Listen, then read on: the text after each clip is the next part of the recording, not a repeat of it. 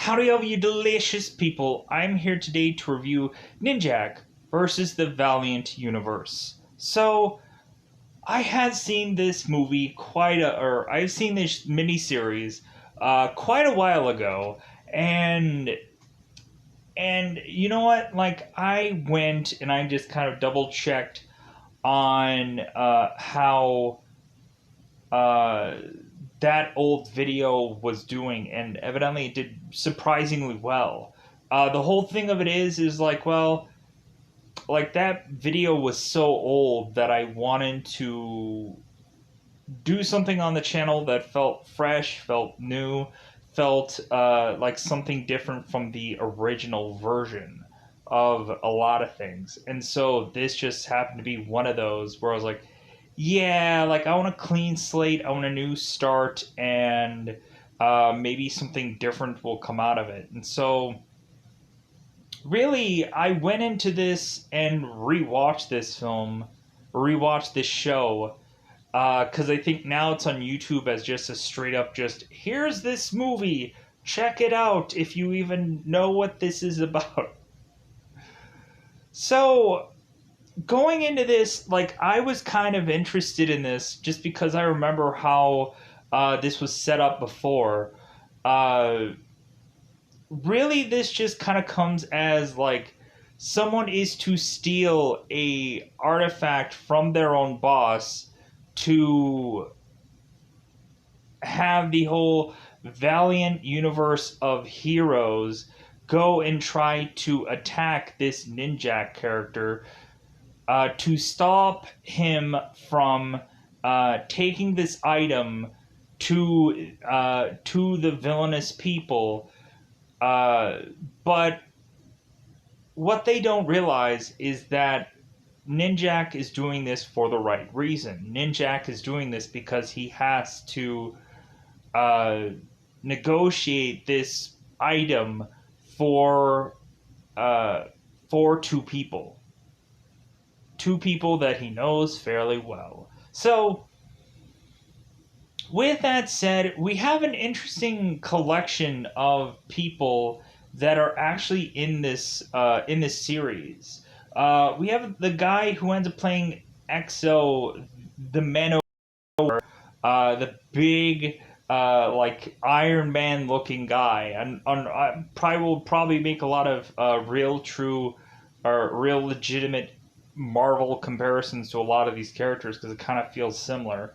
The guy who was to play EXO in the armored suit, I do know him from American Gods as Donar. If people don't know what American Gods is, really, it's a bunch of Norse gods like Thor or Odin, and more than likely, the guy who plays EXO in this plays Donar, and Donar is a really legitimate character, and eventually you will figure out who that is if you ever go into a search engine and go into American Gods Donar if you want to see who that is, or you could probably check on the show and finally see who that is. Uh, we also have Jason David Frank, who's playing Bloodshot in this show. People will also know that Vin Diesel is doing a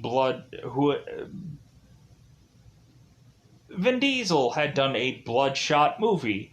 So when looking at Vin Diesel Bloodshot film, you would know really that this Jason David Frank variation of Bloodshot, I think, is much more tying to the comic books, whereas the Vin Diesel version is like, oh, we just wanted to put a movie out where somebody heals really fast. Isn't that cool? Yeah, but like it doesn't go back into the white makeup. It doesn't go into the like zombified like character. Like it isn't as cool as the original source material. And really a lot of people know that movie, know Bloodshot, and probably have seen it. And more than likely, maybe after this, I might have to go back and review that movie and just to kind of get it over with, just because it was just the concept was just the goofiest thing. Um, but anyways, going into this, I really do like the attempts of a lot of these characters. Like how a lot of these characters will kind of be fairly familiar with a lot of other comic book characters. Here's the only problem that I have with this series. The only problem that I have with this series is there is not a origin story really presented for any number of any of these characters justifiably. Basically, yeah, like you have to get invested in Ninjak because he is the main character, but there isn't really any backstory really for much of these characters. Maybe you have Ninjak who has a connection with Roku in this movie, and that could be some kind of backstory, but that doesn't feel overall like you're getting any kind of origins of any of these characters. They're all just smashed all in here and to fight it out, and that is what is to just be presented. Um, Plus, really, if you would have taken Ninjak and given him an origin story, more than likely a lot of people would have been like, hey man, like, why is it that this person gets an origin story, but no one else does? So, like, if Ninjak would have gotten an origin story and everybody else would have kind of been left in the cold, then man, would that have just, like, really just, like, bugged the crap out of a lot of people. So it just has to kind of just be a beat 'em up movie, or beat 'em up show, I mean, which actually, this movie isn't actually that bad.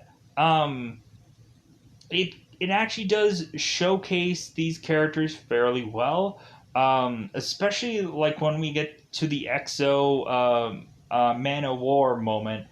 Like I was like, man, like this character looks really cool. We have it to where like this guy has a number of different like lasers and gadgets and a flaming sword thing coming from out of his hand, making this character fairly intriguing. Plus, also you have Bloodshot, who can easily heal himself from any number of any wounds because he has nanites within his body. We end up seeing him recovering in this show from a shot to the head, where his head has a hole through it, and Bloodshot is healing the wound, which I thought was interesting. A very interesting visual. So going on into this, it's really just a chase show. So with that, I think it is time for us to chase our way to reviewing this and calling it a day. Because I think this one will probably be the last thing that I record for this day. And plus, I'm also just kind of like, man, I am feeling a little bit of the thing called tired. So let's go into this, let's review this, and call it a day. So let's get into that coveted double 5-time territory, because it is spoiler time. Spoiler time. It's not morphing time, because even though Tommy is over here, it's just not that time. Spoiler time. It's been a while since I've reviewed anything Power Rangers related, but I do like me some Power Rangers. Eventually, I reviewed a bulk of almost every season. Like, there's quite a few episodes that I've reviewed at this point. But if anything, I still want to eventually try and dip in and review more, come back to it. Um, but yeah, I don't know if I can keep that up, because there's numerous shows that I've kind of half done and half finished, and I feel bad about it because it's just like I just kind of went into a plethora of different seasons and started like randomly watching them, and I just kind of felt bad about just like, yeah, I just kind of got through these certain episodes and then called it a day, and then moved on to the next thing and then called it a day, and then so on and so forth. So let's call it a day and let's review this movie. So, in the very beginning of this film, we are to have both Colin King and Agent Vivian, who are to go into this seemingly hotel room, and while Colin is consistently scanning all kinds of like retina scans and fingerprint scans and code names and all kinds of things, we end up having Colin, who is to realize there's something coming their way. We immediately have a bunch of ninjas who are to crash into, I guess, the briefing of both Agent Vivian and Colin. And so we are to have Roku show up to eventually kill Agent Vivian and to tell Ninjak that he needs to go to get a magical book of sorts to give to her to trade to trade for his superior's wife and daughter. Colin's superior is none other than Neville Alcott. So we are to have, of course, we are to have also Roku give Ninjak Colin a nanite thing inside of his eyes to where Roku is to see everything that Ninjak is doing. Like, Roku basically is watching a live stream of what Ninjak is doing. So Ninjak cannot tell a single soul what he is doing, or somebody is going to die, aka Neville's wife and daughter. So we eventually have at some point Ninjak who's reflecting on the fact that, and I'm going to kind of do this in a very roundabout way. So like if you haven't seen this entire season, like I'm going to kind of jumble some pieces together just to get this review out of the way. But we eventually have Ninjak who is reminiscing with Neville about his kid coming into the world and how eventually how great it is and how hey, you're gonna miss these early years, these early stages.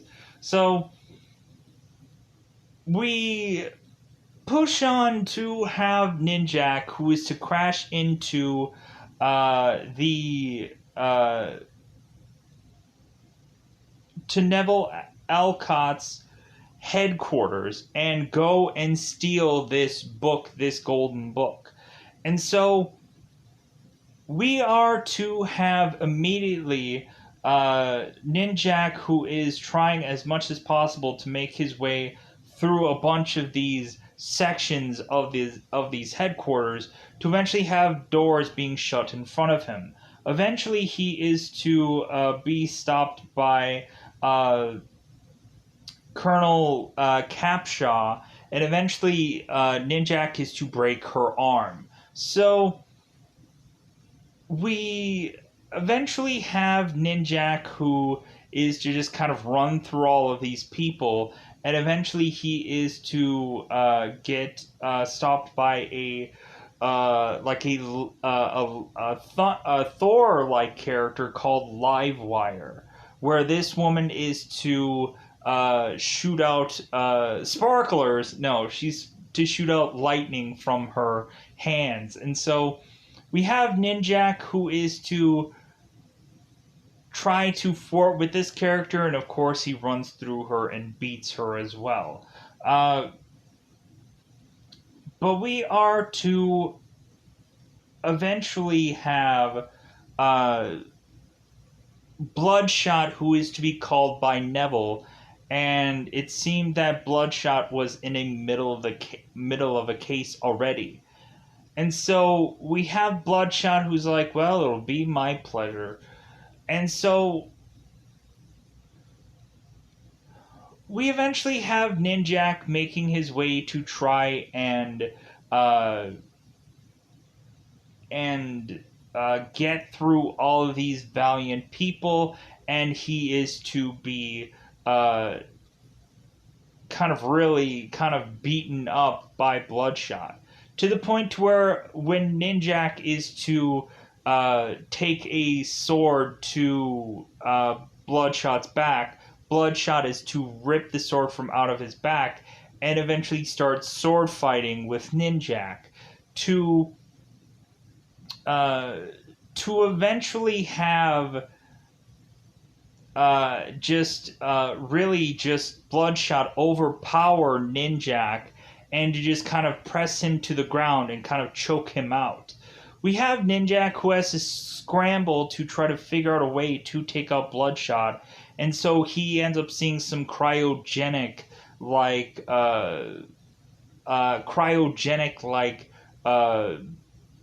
what's the word cryogenic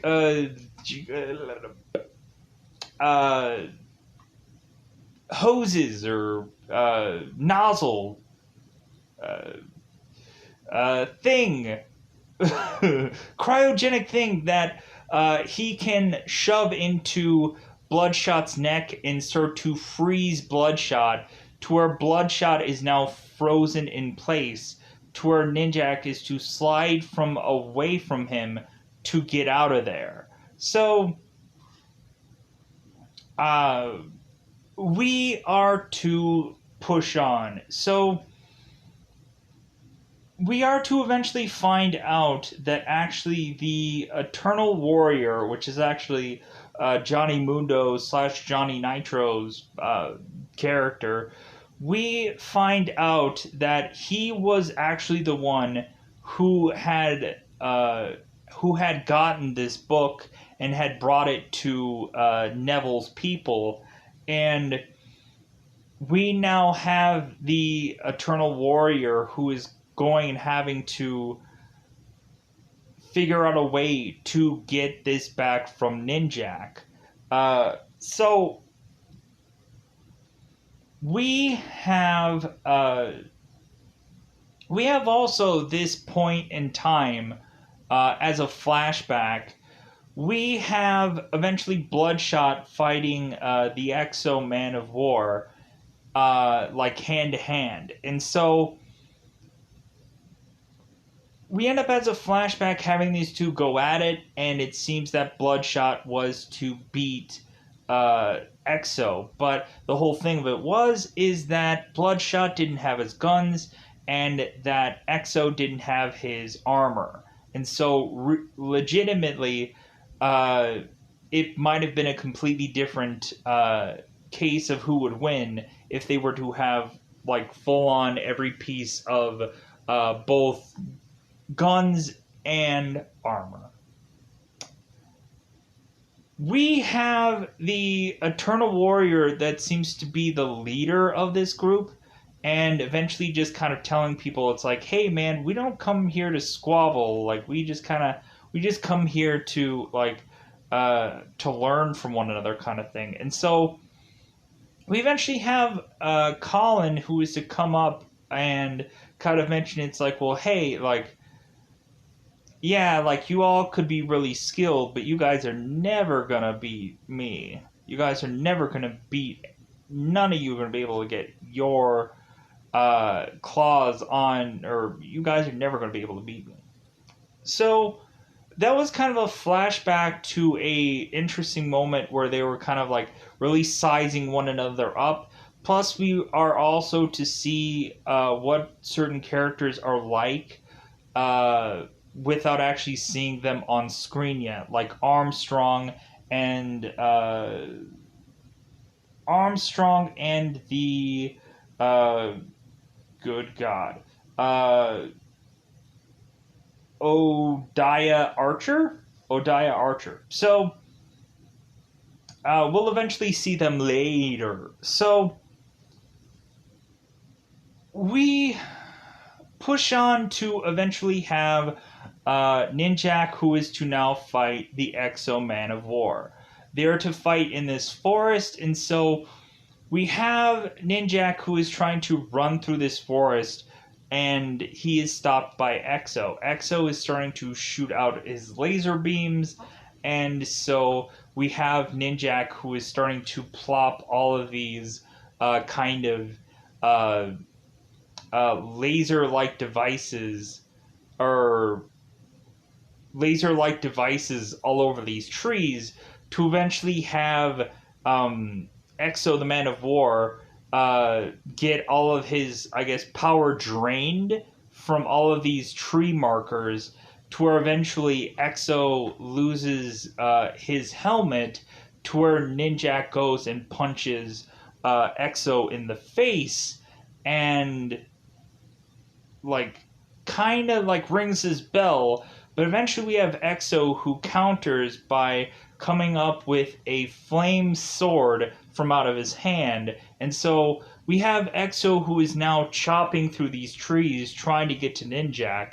But eventually we still have it to where Ninjak is to be able to eventually get through Exo. And so we had Bloodshot, who eventually unfreezes and is to eventually see the blood of Ninjak and to realize there are nanites inside of it. So we have Bloodshot who is to make it back to where Ninjak is, because Ninjak is to be talking to the Internal Warrior. And the Internal Warrior is like, hey, like, strike me down if you must, but I don't want to fight you.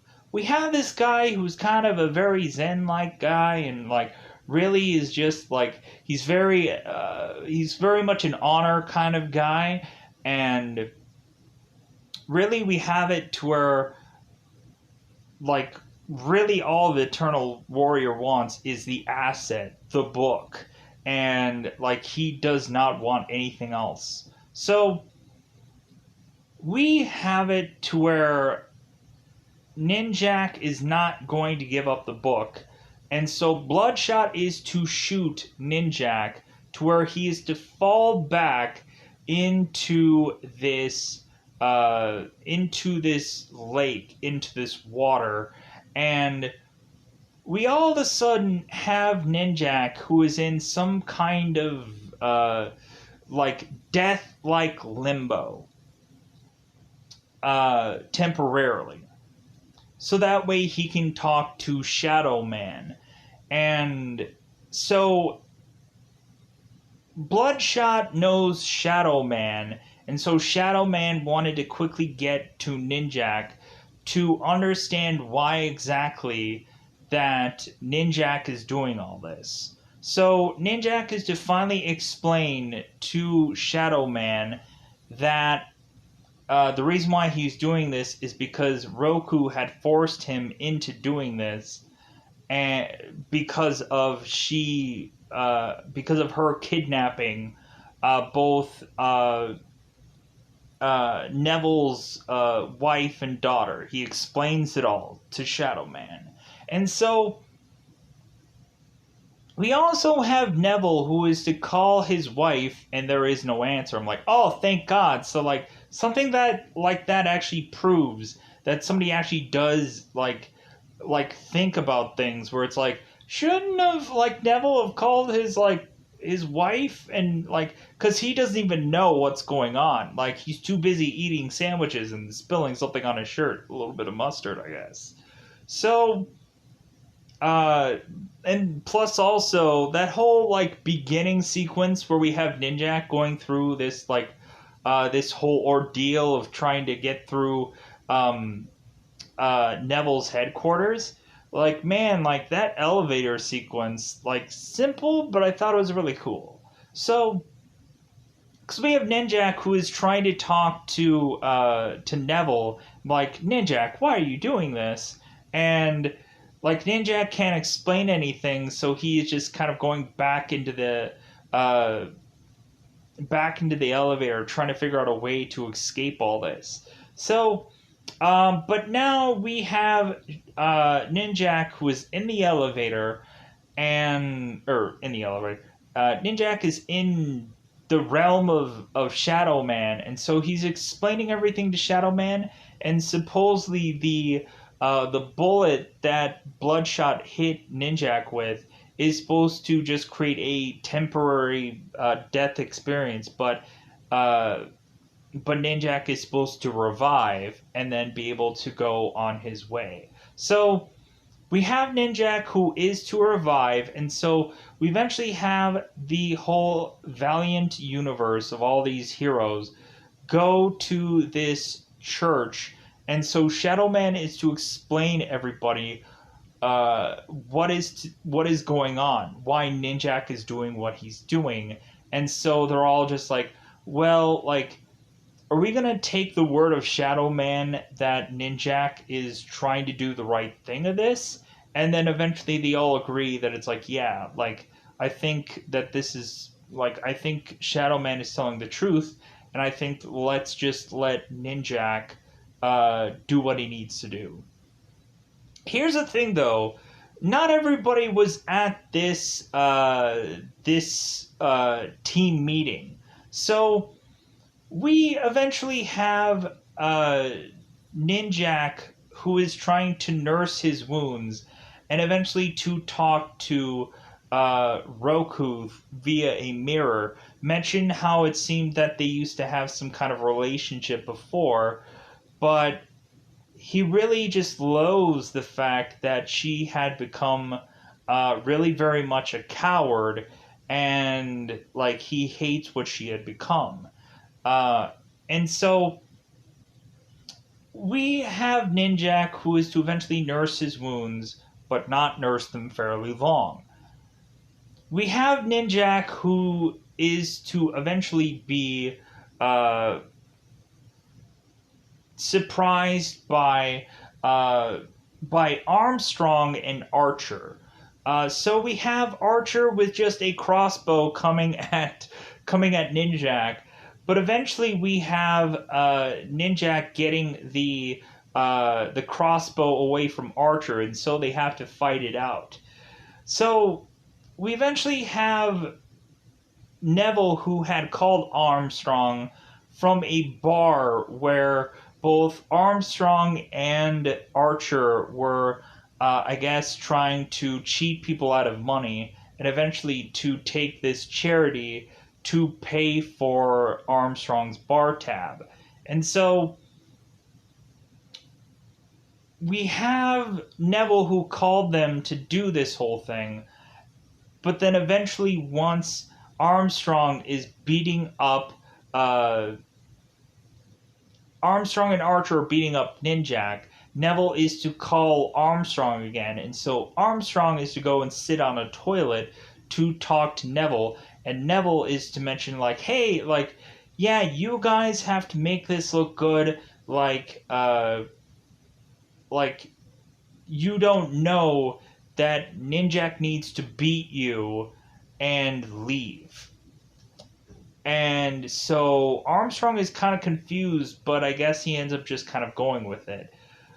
We have we have Armstrong and Archer who eventually get beat up by Ninjak. Ninjak goes and slams Armstrong's head into a door numerous times, and then eventually goes into this little ventilation shaft to get the briefcase that holds this book. So we have Ninjak leave, and then Armstrong makes the call to say to Neville, yeah, like, I guess that we're in the clear. Like, if anything, Ninjak got out of this and got out of this with the book, and, like, he's fine. So, we push on to have Ninjak make the trade with Roku. The only thing is that Ninjak only gets half of the deal. We have Ninjak who is to get cuffed and is to give the book to Roku, and Roku releases the wife to Ninjak, and so now Ninjak has to go and retrieve the daughter. And so now we have it to where Ninjak is chasing after Roku, and eventually he is to get to the plane where Roku is at, to where they are to fight it out. Eventually, Ninjak is to grab Neville's daughter and eventually to put a parachute on her and to tell her, hey, it's like a backpack, like just put it on you. And so we have immediately where Armstrong and Archer are in a vehicle kind of chasing after the plane. And eventually, when they are to see somebody parachuting out of it, they try to chase after it because uh, we have Ninjak pushing the girl out of the plane, and so she immediately, I guess, puts out a parachute, and Archer and Armstrong are there to rescue her or to collect her, so to speak. So we have Ninjak and Roku fighting it out, and so we evidently find out that Roku through this movie or through this show has this like Medusa like power with her hair. It seems like she's able to use her hair as some snake like weapon and hit people with it or stab people, I guess. So we have Ninjak who is to uh, eventually just outsmart Roku, and eventually he goes and retrieves this book and goes on to just jump out of this plane. So we have Roku who is telling the pilot that they need to turn around so that way they can go and retrieve this book. But EXO is to grab Ninjak who doesn't have a parachute on him. And so we have Bloodshot, who is in a jet a jet pilot, a jet plane, like one of those like Air Force jets, to eventually shoot this plane out of the sky, I guess, to blow this plane up to kill everyone in it. And so we have it to where Bloodshot's like, I love my job, and so we have Ninjak after all of this jazz, is to eventually go and re-meet up with the Valiant universe people. And so we end up having Colin, who is to talk to Neville, and Neville's like, how are you? And he's like, and Colin's like, well, you know me, like nothing that a good bit of scotch or like a bath or something won't fix. So we have Colin that asks like, well, how is the family? And Neville's like, well, they're great thanks to you. And so we eventually have Ninjak, who's eventually talking to all the people like Bloodshot and kind of kind of making amends for all the beating up of them that he had to do. And so we eventually have Ninjak who apologizes to Bloodshot, and so Bloodshot does not like return the same in kind. Like he basically is like, oh yeah, like thanks for apologizing. And so Ninjak is like, so are you gonna say sorry? And he's like, nope. So really, that's just how like the whole just thing just like ends. Is eventually them just kind of gathering together, and they're like, yeah, like we did it. And plus, also like Neville is kind of telling Livewire that she needs to kind of strengthen their kind of hiding places of these assets, these artifacts. And so Livewire is like, and so everybody's just kind of getting together and talking and chatting or whatever, and the movie just ends with eventually Roku is to be found in some other bizarrish looking realm of sorts somewhere, some dark and brooding location, to eventually showcase that there is some new villain of sorts that is going to lead to a sequel movie that or sequel show that never actually happens. But yeah, there is supposed to be some new villain at the very tail end of this that is to have gotten one page out of this book, and I guess that one page was good enough to power up Roku to come back to life, and for this guy to just be like, yeah, I'm going to be the next villain, but that never actually happens. I guess they were probably just assuming, like, hey, we'll see how this goes, and let's see, like, the partnership of Valiant, but that was a number of years ago, and we're probably never going to get another thing out of this. But, like, it was kind of a fun experiment.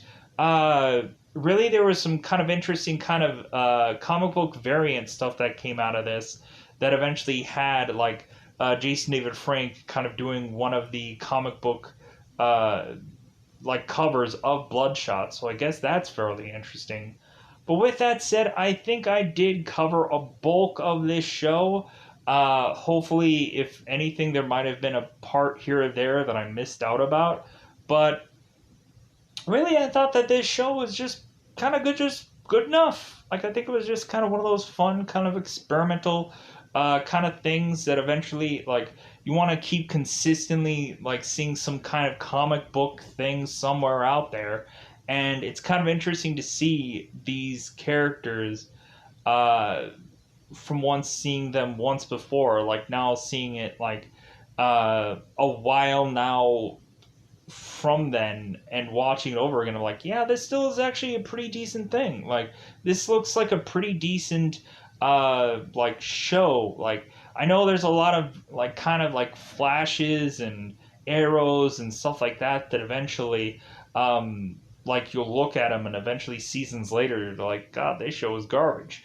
But like looking at this, like I kind of wish that there would have been a real breakdown of like actual origins of each one of these characters, but like I guess there really just wasn't any time for that. Like eventually we got to see the Eternal Warrior towards the end of this movie while everybody is doing their missions and whichever, and we have the Eternal Warrior who is fighting a bunch of Roku's like ninjas, and I thought that was interesting to just kind of give him some action thing to do because really he was kind of talking his way through a lot of things in this movie. But yeah, like eventually you see the scarred Johnny Nitro. Yeah, it's kind of cool. So with that said, I am going to get out of here because I think I kind of covered everything. But with that said, I'm going to get out of here. Bye, everybody. Bye, everybody.